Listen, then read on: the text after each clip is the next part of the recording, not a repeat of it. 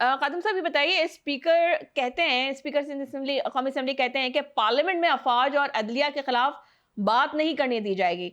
Sir, तो दूसरी तरफ कौम ये देख रही है कि बानी पीटीआई और पीटीआई की जो सियासत का जो महवर है, वो हमेशा से हमने देखा कि फील्ड मार्शल की जात और फौज मुखालिफ बयानियां हैं।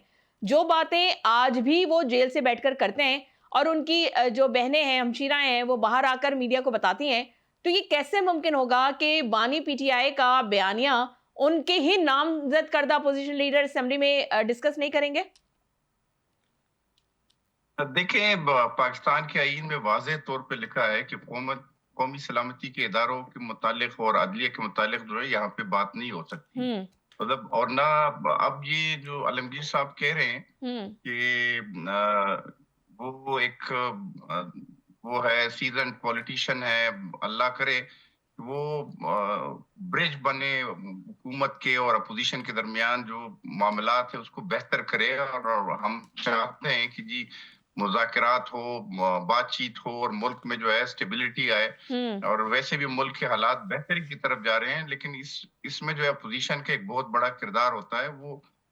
लेकिन फिर आपने माजी में देखा है कि महमूद खाना चकदे के मुतालिक जिस तरह की जुबान इस्तेमाल की थी जो 2014 के धरने में, और जिस तरह उनकी तस्दीक की गई थी, तो वो अल्लाह करे कि ये जिम्मेदारी उनको मिली है। अगरचे हमें तो हैरानगी होती है कि इतना बड़ा पोजीशन हो के भी इनके पास जो है पूरे पीटीआई में एक शख्स नहीं था जो जिन्होंने मांगे तांगे का जो है पोजीशन लीडर जो है वो मुंतखब किया है।